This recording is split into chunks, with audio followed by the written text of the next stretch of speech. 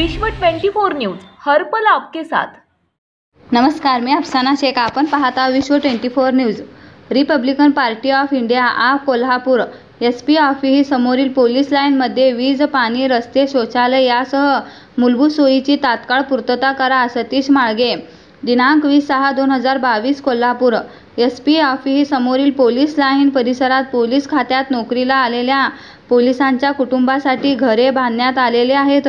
त्यामध्ये सध्या कार्यरत असलेले पोलीस खात्यातील पोलीस हे त्यांच्या कुटुंबासह राहण्यास आहेत। सदर पोलीस लाईन परिसरात आज ताग्यात रस्ते करण्यात आलेली नाही, त्यामुळे त्या ठिकाणी राहणाऱ्या पोलीस बांधवांना व त्यांच्या कुटुंबातील लोकांना रात्री अपरात्री येणे अत्यंत जोखमीचे झालेले आहे व तसेच सदर ठिकाणी पोलीस कुटुंबातील लोकांना मुबलक पाण्याची सोय देखील करण्यात आलेली नाही।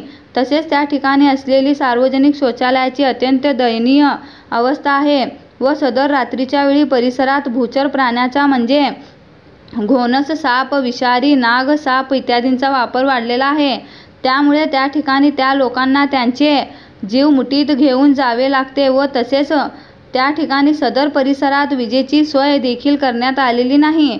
सदर पोलीस खात्यातील लोक हे समाजामध्ये कायदा व सुव्यवस्था प्रस्थापित करण्यासाठी रात्रंदिवस सेवा बजावत असतात, परंतु त्यांना व त्यांच्या कुटुंबावर मूलभूत सोयीपासून वंचित राहावे लागत आहे।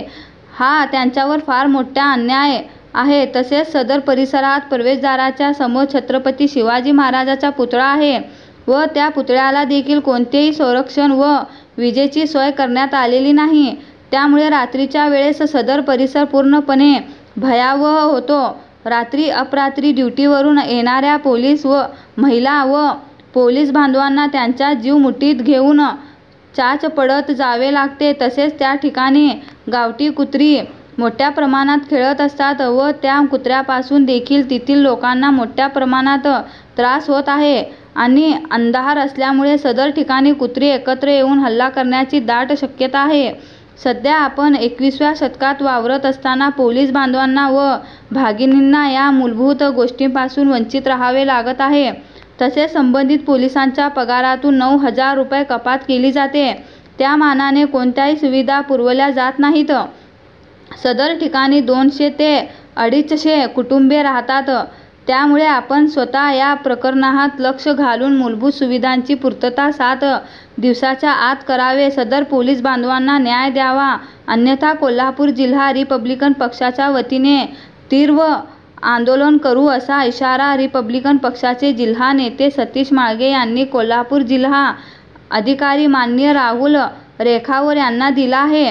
उमेश माने, अण्णा सातप्पा कांबळे, प्रवीण सोंदलंगे, सलमान मौलवी, किशोर कांबळे, रशीद भाई, भूषण भांदिगरे, संग्राम पाटील, संतोष कांबळे, रणजित कांबळे यांच्यासह रिपब्लिकन पक्षाचे कार्यकर्ते मोठ्या संख्येने उपस्थित होते।